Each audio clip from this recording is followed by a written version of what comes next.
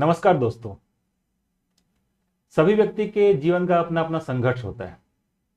वो संघर्ष किसी दूसरे के लिए हो सकता है कि छोटा हो, लेकिन उस पर्टिकुलर व्यक्ति के लिए वो संघर्ष बड़ा ही होता है। और उस संघर्ष से निकलने की जो चेष्टा करता है और जो आगे बढ़ने की कोशिश करता है और लगातार करता रहता है, वो अपने लक्ष्य की ओर जरूर पहुंचता है, लक्ष्य की प्राप्ति जरूर करता है। गया के एक छोटे से गांव से निकलकर बैंकिंग तक का सफर, वो अलग अलग बैंकों में नौकरी करते हुए हमारे एक मित्र हैं शंकर जी, जिन्होंने ये सफर पूरा किया है और आगे अभी भी बढ़ते जा रहे हैं। आज हमारे साथ शंकर जी हैं, इन्हीं से चर्चा करेंगे, जो कि एसबीआई में बैंक मैनेजर हैं। उन्हीं से आज हम चर्चा करेंगे उनकी जर्नी के बारे में। काफ़ी इनकी जर्नी जो है प्रेरणादायक होगी, हमें उम्मीद है। और चलिए बात करते हैं इनसे इनकी जर्नी के बारे में। नमस्कार। नमस्कार प्रसन्न। शंकर जी, आप बताइए कि जब आप का जन्म हुआ गया में, जैसा कि आपने बताया, गया के छोटे से गांव में, और पिताजी आपके प्राइवेट जॉब में थे, बहुत प्राइवेट छोटे प्राइवेट जॉब में थे। मम्मी भी पढ़ी लिखी नहीं थी लेकिन अनुभवी थी। तो ये बताइए, वहाँ पे जब आप पढ़ रहे थे तो क्या फाइनेंशियली दिक्कत हुई मैट्रिक के पहले तक या उसके बाद ग्रेजुएशन तक? फाइनेंशियल तो चूँकि मेरी पढ़ाई फाइनेंशियल प्रॉब्लम तो थी, इसलिए मेरी पढ़ाई एक सरकारी स्कूल में हुई। जी पहले जी। गांव के प्राथमिक विद्यालय में हुई। क्लास 5 तक मैं पढ़ा। उसके बाद फिर सरकारी स्कूल में ही मेरी हाई स्कूल भी, जो टी मॉडल इंटर स्कूल में मेरी पढ़ाई हुई, वो भी गवर्नमेंट की ही स्कूल थी। और फिर कॉलेज में भी सरकारी कॉलेज में पढ़ाई किया मैंने। तो ये तो स्कूल और कॉलेज में जो पढ़ाई हुई, तो क्या मतलब वहाँ पढ़ाई होती थी स्कूल नहीं, कॉलेज पढ़ाई में? वो मतलब सरकारी स्कूल जैसा पहले पढ़ाई होती थी वैसे ही थी, लेकिन बहुत ज़्यादा नहीं थी। हाँ। क्योंकि सब क्लास 5 तक तो उस समय, हमारे समय में इंग्लिश की क्लास होती भी नहीं थी, बिल्कुल। है ना। फाइनेंशियल प्रॉब्लम थी, अदरवाइज बहुत सारे बच्चे जो प्राइवेट स्कूल में पढ़ते थे, हाँ, लेकिन मेरे फाइनेंशियल उतनी स्ट्रांग नहीं थी कि मैं प्राइवेट स्कूल में पढ़ सकूं। सही बात है, क्योंकि गया में तो अच्छे अच्छे प्राइवेट स्कूल्स भी हैं वहाँ हाँ। पे। अच्छा, तो वहाँ पे कब आपको दिमाग में एक ख्याल आया कि कंपटीशन की तैयारी करें या बैंकिंग की तैयारी करें? नहीं, इस तरह से तो मन में था नहीं हम्म कि मैं तैयारी कहाँ जाऊंगा, टारगेट तो मुझे पता नहीं था कि एम क्या है। हम्म। पहले तो था कि किसी तरह से मैट्रिक कर लूं, और मैट्रिक के बाद कुछ काम धंधा करूंगा। अच्छा। क्योंकि मेरा बैकग्राउंड बिजनेसमैन नहीं था, पापा छोटे से एक जॉब करते थे, प्राइवेट जॉब। हम्म भैया थे, उनका एक छोटा सा दुकान था। तो मुझे लगा बाद में मुझे भी यही करना होगा। तो चूंकि इसी परिवेश में था मैं, हम्म तो भैया बोलते भी थे कि चलो कुछ पढ़ाई कर लो, 10th के बाद फिर साथ में हम्म काम करेंगे। हम्म। इस तरह से कहानी चलती रही। फिर फिर ग्रेजुएशन के बाद फिर क्या आप तैयारी आपने शुरू कब की? तैयारी मैंने शुरू की जब मैं हाई स्कूल जब कर लिया, कॉलेज में जब जाने लगा मैं गया कॉलेज से पास आउट हूँ। जब उस पार्ट 2 में ही कुछ दोस्त लोग से अच्छी दोस्ती हुई, जो शहर के कुछ दोस्त लोग मेरे मित्र बने। उसी मित्रता में किसी दोस्त के अंकल से मेरी दोस्ती हुई, जो मुझे मानते थे। तो उन्होंने फिर मेरे को सपोर्ट किया, बोले कि तुम पढ़ाई करो, तुम पढ़ाई अच्छा करते हो, तुम पढ़ाई करो, मैं तुम्हें सपोर्ट मदद करूँगा। करूंगा। तो अच्छा। उन्होंने मदद किया, तो फिर मेरा टारगेट लगा कि मुझे कुछ करना चाहिए। अब जब कोई सपोर्ट कर रहा हो पूरी तरह से, तो मुझे लगा करना चाहिए। पैसे की दिक्कत के कारण आप शायद प्राइवेट नौकरी भी किए थे उस बीच में, ग्रेजुएशन हाँ, के दौरान? क्योंकि पार्ट 2 तक किसी तरह से मैं पास आउट हुआ। उसके बाद इसी बीच में लगा कि अब फाइनेंशियल बहुत दिक्कत हो रही है। हम्म तो मैं प्राइवेट जॉब के लिए मैं दिल्ली भी गया, हम्म किसी के रेफरेंस से हम्म वहाँ गया।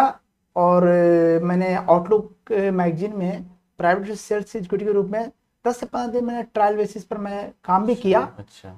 बट वैसा कुछ सेल हुआ नहीं पाया। और इसी बीच में क्या हुआ कि मेरे फ्रेंड के मदर जी का डेथ हो गया है। तो इसी वही फ्रेंड जिनके थ्रू गए थे आप? हाँ हाँ, उन्होंने मुझे छोड़कर भी आया था वहाँ। अच्छा अच्छा। उन्होंने मुझे इतना साथ दे दिल्ली तक मुझे ले आकर वहाँ हम्म तक पहुँचाया भी। और इस बीच उनके मदर का डेथ हुआ, तो उसी बीच में मैं वापस आ गया। अच्छा, और तैयारी शुरू हो चुकी थी आपकी? नहीं, वापस तैयारी नहीं हुई थी, वहां तक तैयारी नहीं हुई अच्छा, थी। उसके बाद आपने हाँ तैयारी शुरू की? जी, गया फिर वापस आया। हम्म। फिर मुझे जाने का एकदम मन नहीं किया कि दिल्ली में आ, दिन भर दौड़ते रहो, बड़े बड़े कॉर्पोरेट बिल्डिंग। मैं कहाँ, गांव से एक लड़का, वहाँ बड़ी बड़ी बिल्डिंगें, बात करने का स्टाइल, लोगों का रहन सहन, सारा चीज़ चेंज था। पहली बार दिल्ली गए थे आप? हाँ, पहली बार मैं उस तक दिल्ली गया था। अच्छा, तो वहां से आने के बाद आपने तैयारी फिर शुरू आने के की? बाद मैंने सोचा कि मैं वहाँ नहीं जा पाऊंगा, तो मैंने दोस्त से बोला कि मैं यहीं कुछ तैयारी करता हूँ। तो उन्होंने भी, उनके रेफरेंस से फिर एक दो लड़के दोस्त मेरे बने जो थे। मैंने उनसे पूछा कहाँ तैयारी करते हो, तो फिर उन्होंने बोला कि यहाँ तैयारी करता हूँ, आप चल सकते हो मेरे साथ। फिर मैं उनके साथ तैयारी करना 2006 के बाद शुरू कर दिया। 6 के बाद शुरू किया? हाँ, तो कहीं जुलाई आपने के। कोचिंग ली थी क्या? नहीं, कोचिंग मैंने कहीं नहीं लिया। फिर कैसे तैयारी की आपने? तैयारी की कि कुछ लोग वहाँ थे कि ग्रुप बनाकर हाँ। सेल्फ स्टडी करते थे। अच्छा, सेट वगैरह बनाते सेट थे? बनाते थे, प्रैक्टिस करते थे, डिस्कशन करते थे, उसी में मैं गया और फिर मेरी जर्नी वहीं से शुरू होती है। अच्छा। तब मुझे पढ़ने में बहुत मन लगने लगा, हम्म, लगा कि कंपटीशन बहुत अच्छा हम्म। कर सकता कितने हूँ। साल लगे आपको? मुझे अप्रोक्सीमेटली 1.5 साल लग गए एक जॉब लेने में, क्योंकि मैं जुलाई के आसपास से मैं जाना शुरू किया, 2006 के जुलाई से। तो इसी बीच में 6 महीने में बहुत लोग का रिजल्ट हो रहा था, बट मेरा रिजल्ट नहीं होता। मैं निराशा हो जाता था कि रिजल्ट नहीं हो रहा है। तो जो भैया कभी गाइडलाइन करते थे, अनूप भैया, जो आज भी जॉब में है भैया, और आज भी उनसे कुछ सलाह लेते रहता हूँ। और उन्होंने बोला कि कोई बात नहीं, तुम्हारा भी होगा, जब सबका हो रहा है तुम्हारा भी होगा। बढ़िया।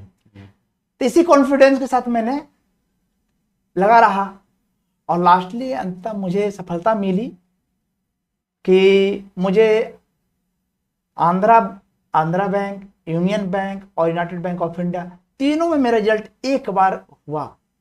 अच्छा। कलर कैलेंडर में, क्योंकि उसमें ग्रेजुएशन कंप्लीट नहीं हुई थी। अच्छा अच्छा। तो यूनियन बैंक में मैंने इंटरव्यू दिया, बहुत इजी क्वेश्चन पूछा, बनारस में इंटरव्यू था। तो मुझे लगा कि रिटर्न हो गया है। इंटरव्यू में क्वेश्चन पूछे, सिर्फ एड्रेस पूछा, घर के बारे में पूछा, तो मैं बाहर खुशी से निकला, अब तो मेरा लगता फाइनली हो जाएगा। मैं खुशी से अनुभव को फोन किया कि भैया इंटरव्यू में ऐसा पूछा है। बोला चलो, पूछा तो तुम्हारा उम्मीद करते कि हो जाएगा। इसी बीच मेरा घर लौटने के बाद 2 दिन बाद मेरा रिजल्ट आंध्रा बैंक में हो गया। तो आंध्रा बैंक में इंटरव्यू देने के लिए मैं भुवनेश्वर मुझे बुलाया, क्योंकि उस समय जो वैकेंसी थी आंध्रा बैंक में, वो सिर्फ एक ही सीट थी ओबीसी कैटेगरी से, एक जनरल से, एक एससी कैटेगरी से। तो ओबीसी से मैं भरा था, तो उसे मेरा रिटर्न हुआ। मैं बहुत खुश हुआ कि मेरा एक सीट पर मेरा सिलेक्शन रिटर्न का रिजल्ट आया है। और उसके इंटरव्यू के लिए मुझे भुवनेश्वर बुलाया गया, जिसमें अप्रोक्सीमेटली 30 स्टूडेंट थे। मैंने एक सीट के लिए 10 कैंडिडेट थे। तो उस समय आंध्रा बैंक की 2 ब्रांच होती थी, पटना में सिर्फ 2 ब्रांच थी और कहीं ब्रांच थी नहीं। अच्छा। तो मुझे भी आशा नहीं था कि मेरा हो सकता है, क्योंकि एक सीट था। तो मुझे लगा कि 10 लड़के हैं हमसे बहुत ज़्यादा टैलेंटेड यहाँ पर होंगे। और एक लड़की थी जिनका इंटरव्यू के बाद मेरा इंटरव्यू नंबर था, उनके जवाब में मैं बैठा था पास में इंटरव्यू के रूम के बगल वाले में। उनके हर जवाब पर इंटरव्यूअर जो थे वो बोलते थे शाबाश बेटा, बहुत अच्छा रिप्लाई दिया। आवाज आ रही थी बाहर? आवाज आ रही थी। तो मुझे लगा, मैं फ्रस्ट्रेट हो गया कि लगता है एक ही सीट है, ऊपर से एक महिला है, एक ही जगह ब्रांच है सिर्फ, तो उम्मीद है कि उनका हो जाएगा। फिर मैं सबसे लास्ट में मेरा इंटरव्यू था, इसलिए मैं गया रात में 7:30 के आसपास में। उन्होंने पूछा मुझसे करीब करीब 10 से 12 क्वेश्चन किए, क्योंकि उड़ीसा में इंग्लिश का टोन अलग होता है उनके बोलने का। तो बहुत सारा रिप्लाई मैं दे नहीं पाया, उनकी लैंग्वेज को मैं समझ नहीं पाया। लेकिन कुछ लोगों का मैं रिप्लाई दिया, नो नो करके मैं पास करते गया। कोई मैं 2-3 क्वेश्चन का ही जवाब दे पाया, जिसमें से वो बहुत खुश हुए थे 2-3। फिर मैं बाहर आ गया। बाद में 10 दिन बाद रिजल्ट आती है। तो संयोग से देखिए कि वो भी एक यादगार पल है कि वो जो लड़की जो थी पटना की जो थी, उसी ने अपने पापा के फोन से फोन की मेरे दोस्त के मोबाइल पर, चूंकि मेरे पास मोबाइल नहीं था। तो मेरे दोस्त जो जिनके थ्रू मैं इतना पढ़ाई किया, जिन्होंने मुझे इतना बढ़ाया, पुटुस भैया पढ़ाए, बताए, पढ़ाए, बढ़ाए, आगे बढ़ाए हमको। उन्हीं के मोबाइल पर फोन आया मेरे मित्र के कि से देखिए ना भैया, जो मेरा नहीं हुआ, ऐसे शंकर का रोल नंबर बताइए या क्या। तो बोला मेरे को। फिर मैं गया दुकान पर, तो उन्होंने मेरा रोल नंबर मांगा, फिर मैंने उनको रोल नंबर दिया, तो बोले कि शंकर से मेरा तो नहीं हुआ, आपका फाइनल हो गया। शायद मेरी खुशी का ठिकाना नहीं था। बड़ी इमोशनल टाइम था मेरे लिए वो, कि मेरे अपने पापा, मेरे मतलब अपने दादी खानदान में कोई सरकारी नौकरी करने वाला कोई नहीं था। मैं पहला लड़का था जो उस खानदान से सरकारी नौकरी हुआ था। अच्छा। शायद मेरे पापा को मैं जब बताया तो काफ़ी इमोशनली से करीब 1 घंटा वो उनका आंख से आंसू गिरा। अच्छा। है ना, तो वो भी एक मोमेंट था। तो और मेरे जाते सबसे ज़्यादा खुश हुए पुटुस भैया, जो मेरे मित्र थे, जिन्होंने मुझे इतना प्रोत्साहन दिया पढ़ने लिखने में। उन्होंने हर चीज़ से मदद किया, कभी अपना पराया का भाव नहीं रखा कि मेरा दोस्त है। उन्होंने बढ़ चढ़कर मेरी मदद की और अंत तक फाइनली मेरा आंध्रा बैंक में सिलेक्शन एक सीट पर हुआ, जो मुझे खुशी का ठिकाना नहीं था उस समय। मैं आपको एक्सप्लेन नहीं कर पाऊंगा अभी कि उस समय क्या इमोशनल टच था मेरे साथ। तो इस तरह जर्नी थी। तो ये किस साल की बात है आंध्र ये प्रदेश? 2008 की बात है। और ग्रेजुएशन कब हुआ था आपका? दिसंबर 2007 में फाइनली हुआ था। अच्छा, मतलब बहुत ज़्यादा दिन आपको वेट नहीं करना। हाँ, वेट नहीं करना पड़ा। ठीक है। और उसके बाद फिर आपने सफ़र जारी रखी। हाँ। और फिर बैंक पीओ वाले में आपका हुआ? नहीं, उसके पहले क्या हुआ कि 2008 में जब मेरी नौकरी हुई आंध्रा बैंक क्लर्क में, तो संजोग से जब मैं ज्वाइन करने के लिए कलकत्ता जा चुकी, जोनल ऑफिस कलकत्ता थी आंध्रा बैंक की, तो मैं इस सोच गया था कि बिहार में एक ही जगह पटना में ब्रांच है, तो जोनल ऑफिस से मुझे रिपोर्टिंग करके वहां से ज्वाइनिंग लेटर लेकर मुझे पटना आना होगा। तो मैंने कपड़े उपड़े सब रख लिए बैग में, और पुटुस भी मेरे साथ गए कलकत्ता, मेरे मित्र। और जब मैं वहां गया कलकत्ता ज्वाइन करने गया, तो उन्होंने बोला तुम ही हो जो गया में ज्वाइन किए, गया में तुम्हारा ही सिलेक्शन हुआ। तो मैं तो चौंक गया कि गया में आंध्रा बैंक कहाँ है सर? बिहार में तो एक ही जगह है, वो पटना में। बोला तुम्हारा किस्मत इतना अच्छा लकी है कि तुम्हारे लिए आंध्रा बैंक ब्रांच खोल रही है। तो मुझे खुशी का और ठिकाना नहीं था, खुशी कहाँ रखूं मुझे पता ही नहीं लग रहा था। जब मुझे लेटर मिला और लिखा एड्रेस में आंध्रा बैंक, गया इलेक्ट्रॉनिक्स के ऊपर, गांधी चौक, गया, तो शायद मेरी खुशी का वो पल कैसा था ये सिर्फ मुझे ही पता था। फिर मैं वापस आया और मैं पूरे गया में जब अपने अनूप भैया को बताया कि मेरी पोस्टिंग गया हुई, भैया भी सोचे कि देखो मैंने बोला था ना तुमको कि सब लोग बाहर ज्वाइन कर रहा, तुम्हारी किस्मत कितनी अच्छी है, चलो तुम्हारा गया पोस्टिंग मिला। फिर नेक्स्ट डे मैं गया आया वापस, पटना का टिकट कैंसिल कराकर मैं गया आया, जनरल टिकट से मैं आया, क्योंकि मैंने रिजर्वेशन कराया था पटना का, कलकत्ता से पटना का। लेकिन उसी बीच में चूंकि मेरी पोस्टिंग गया हो गई थी, तो अनूप भैया ही, चूंकि उससे मुझे कुछ नॉलेज नहीं था ऑफिसर कैसे लेटर लिखते हैं, कैसे ज्वाइन लेटर लिखते हैं, तो अनूप भैया ने मुझे ले जाकर मेरा ऑफिस से ज्वाइन करवाए। फिर उसके बाद वो ऑफिस गए, मेरा ज्वाइनिंग लेटर भी उन्होंने लिखा। अनूप भैया कौन है, मतलब आपके? अनूप भैया हम लोग को पढ़ाते थे वो घर में। एक्चुअली वो तो डिविजनल अकाउंटेंट थे, अभी तो बहुत गेटेड ऑफिसर हो गए हैं भैया, गेटेड शुरू से थे, तो अभी तो बहुत सीनियर पोस्ट पे चले गए हैं भैया। और अभी राइट नाउ पटना में पोस्टिंग भी उनकी है। अच्छा। हाँ, तो चूंकि भैया बहुत मानते थे हमको, इसीलिए मेरे को ज्वाइनिंग भी करवाए और मेरे साथ गए भी, और बोले देखो तुम्हारा कितना अच्छा नौकरी हुआ, घर में नौकरी हुआ है तुम्हारा, बाकी सब देखो मेरा स्टूडेंट सब बार बार गया। इस तरह से फिर क्लर्क से फिर पीओ तक का सफर कैसे हुआ? अब गया मैं जॉब लगने के बाद मैंने तो सोच लिया कि अब मुझे कोई नौकरी नहीं करना है, मुझे कोई नौकरी नहीं करना। अब मुझे लगा कि घर में नौकरी हो गया, साइकिल से मैं आता था ऑफिस और साइकिल से मैं घर जाता था, दोस्तों के बीच में रहना, शाम में ऑफिस से निकलना और वही दोस्त यारों के साथ मजा आ रहा था मुझे, मतलब जीवन अच्छा लग रहा था मुझे। मैंने कभी सोचा नहीं था कि मैं पीओ भी बनूंगा, आगे जर्नी करूंगा। क्योंकि उस समय जब मैं क्लर्क में ज्वाइन किया, क्योंकि बहुत सारे लोग उसमें तैयारी कर रहे थे, मेरे ग्रुप के बहुत सारे, तो बहुत सारे दोस्त बन के चुके थे मेरे, क्योंकि एक शिफ्ट पर मेरी सिलेक्शन हुई थी। तो बहुत सब पूछते थे, अच्छा आप ही हैं शंकर जिसका सिलेक्शन एक शिफ्ट पर हुआ? तो बैंक में डीडी उसमें बनती थी, तो कोई वैकेंसी भरने के लिए ड्राफ्ट बनता था।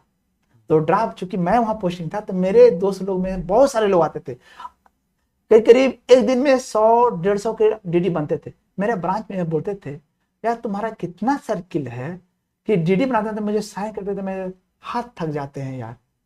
तुम जब से ज्वाइन की हो मेरे को डीडी बनाने में इतनी परेशानियां होती है, मत पूछो। पूरा गया डीडी तुम्हें हमारे बैंक में बनता है, क्योंकि वैकेंसी आती थी तो डीडी बनती थी। पहले ऑनलाइन का जमाना नहीं था, उस समय नेट बैंकिंग नहीं चलता था, क्यूआर कोड नहीं था, इससे डीडी बनता था।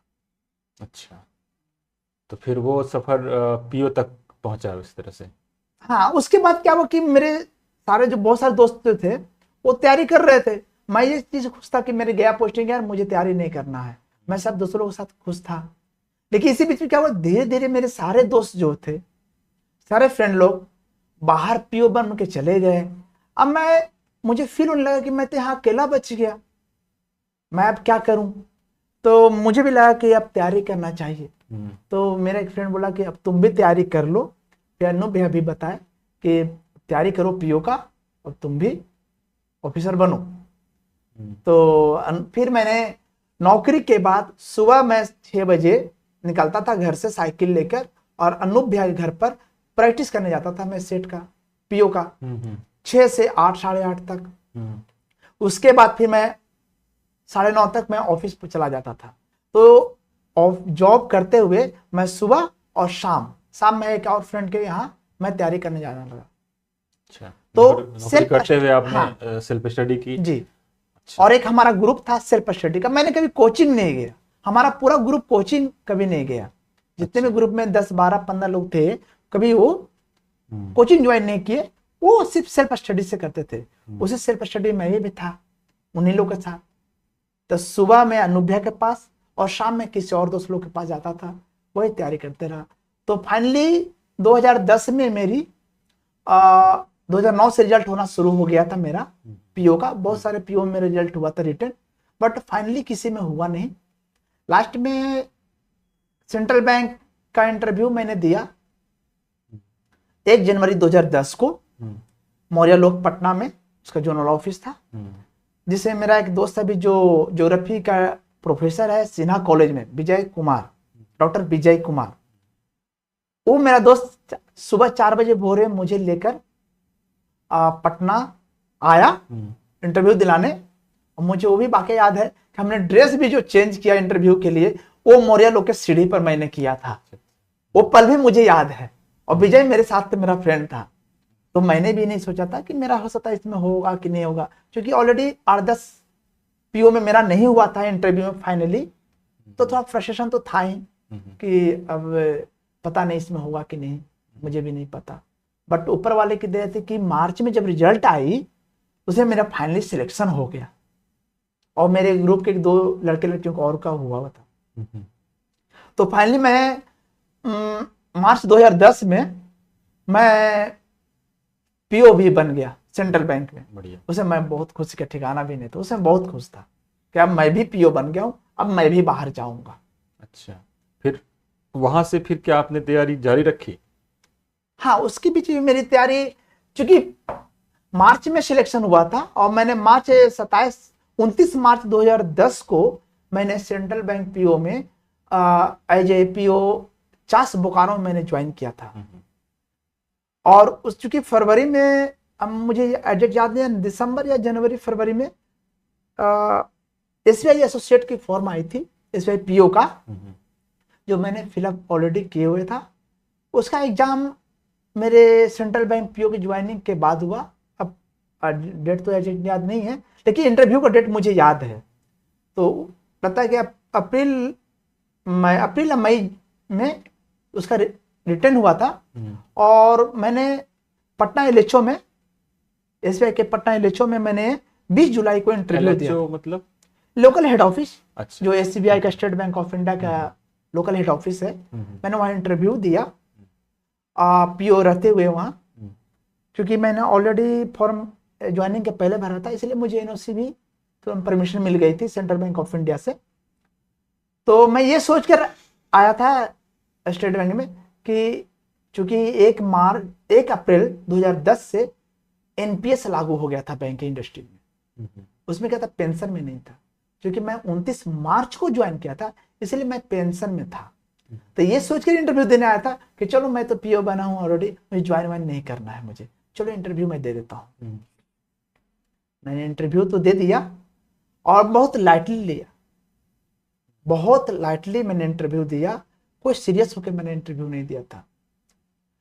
और वो जिस बोर्ड में मैंने बैठा, वो 3 मेंबर थे उसमें, उन्होंने पूछा मेरे हॉबी से और मेरे एक्सपीरियंस से, उन्होंने प्रश्न उत्तर किया। मैंने जवाब भी दिया, बहुत सारा जवाब नहीं भी दे पाया।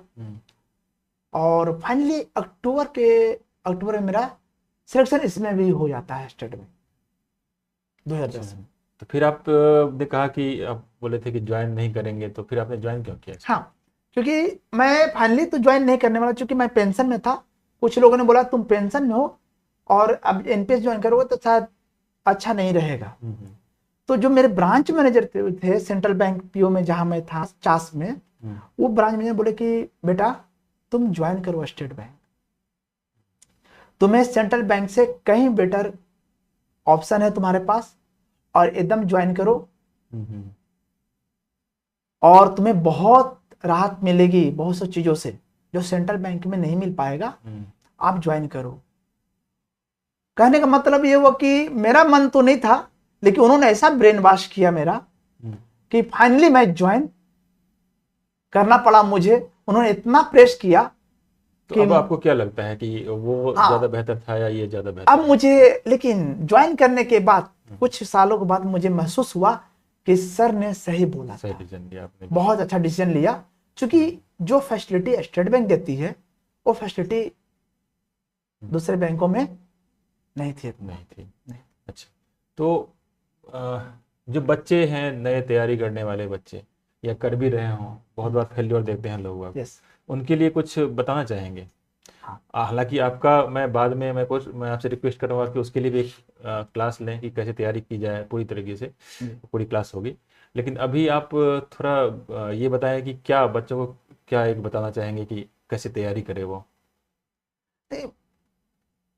बैंकिंग की तैयारी के क्या है कि मेरा जो अपना जो एक्सपीरियंस है या मेरे ग्रुप का जो एक्सपीरियंस रहा, हम लोगों ने कभी कोचिंग नहीं किया, कभी कोचिंग तैयारी कभी किया नहीं, क्योंकि फीस भी देने लायक नहीं थी हमारे पास, उतना फाइनेंशियल था नहीं कि मैं फीस दूं कोचिंग का। तो हम लोग का सेल्फ स्टडी ग्रुप चलता था जिससे मैं ज्वाइन किया था, जहां सिर्फ प्रतियोगिता दर्पण, बैंकिंग सर्विस करके बीएससी कर मैगजीन आती थी, उसका जो सेट था उसको हम लोग प्रैक्टिस करते थे।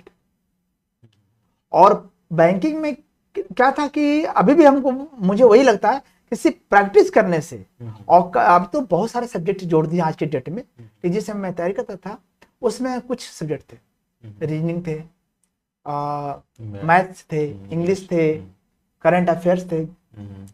अभी तो सारा सिनेरियो सब्जेक्ट बहुत सा चेंज हो गया, बहुत सारा कंप्यूटर ऐड हो गया, आपका मार्केटिंग ऐड हो गया है, पीओ वगैरह, है ना, उसमें ये थे। लेकिन प्रैक्टिस करने से, जितना बैंकिंग में हम प्रैक्टिस करेंगे वही काम आए, वही काम आता है। क्योंकि उस समय ऑफलाइन थी, इसलिए हम लोग पेपर पर करते थे प्रैक्टिस, तो बहुत सारे ऑनलाइन हुए। तो प्रैक्टिस करने से उसका रिजल्ट सबसे अच्छा निकलेगा, रिजल्ट बेहतर रिजल्ट आएगा। बहुत बढ़िया। और आगे की क्या सोचे हैं, मतलब आगे क्या जर्नी रहेगी आपकी या रहने वाली है? क्या इस बैंक में तो आप खुश हैं, हाँ, जिससे आपकी खुशी दिख भी रही है। तो क्या अब आगे क्या सोचे हैं कि बच्चों को उससे संबंधित कुछ मार्गदर्शन देना चाहेंगे भविष्य में? अगर अपॉर्चुनिटी मिली तो जरूर मैं दूंगा, और पढ़ाना मेरा एक हॉबी रहा है। आपको मैंने बताना भूल गया, मैं क्लास 6 से मैं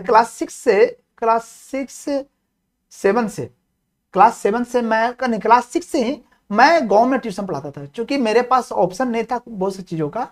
तो मैं गांव में क्लास 6 से जब मैं क्लास 6 में था तब से मैं पढ़ाना शुरू किया बच्चों को। अच्छा। हाँ, तो मेरे पढ़ाने का एक्सपीरियंस बहुत अच्छा रहा है। और नौकरी के बाद तक, जब मैं आंध्र में क्लर्क था तब तक मैं पढ़ाया हूँ बच्चों को। बहुत बढ़िया। हाँ अच्छा, अभी भी अगर मौका मिले तो आप हाँ, अभी बच्चों को मौका मिले गाइडलाइंस कर सकते हैं। तो मैं पढ़ा सकता हूँ, और मुझे पढ़ाना सबसे अच्छा लगता है। एजुकेशन से कुछ अच्छा हो नहीं सकता। बिल्कुल बिल्कुल सही कहा आपने। तो अभी आपने एक बहुत ही प्रेरणादायक चर्चा सुनी कि कैसे गांव से उठ के कोई लड़का अपनी इच्छाएं पूरी करता है, अपना गोल साधता है, और आप लोगों के लिए भी एक मार्गदर्शन का काम करता है। तो आप लोग भी प्रयास करते रहें, और भविष्य में इनके साथ और भी हम लोग मुखातिब होंगे जहाँ पे ये और भी जानकारी देंगे पर्टिकुलर तैयारी से संबंधित। और इसके अलावा बैंकिंग में क्या होता है कि बहुत सारे तरह के जैसे लोन लेना है मान लीजिए, या फिर अकाउंट खुलवाना है, नॉर्मल लोगों को पता नहीं होता है। और हम अपने इस प्लेटफॉर्म के माध्यम से लोगों को वो भी बताएंगे, और जिसके लिए शंकर जी हमेशा तैयार हैं लोगों की मदद करने के लिए। ये एनजीओ वगैरह भी चलाते हैं ताकि लोगों की ज़्यादा से ज़्यादा हेल्प हो सके। तो उम्मीद है कि ये जो चर्चा है आप लोगों को कुछ ना कुछ जानकारी नई दे देगी। और इसके साथ ही धन्यवाद, आपको भी बहुत बहुत धन्यवाद। Thank you.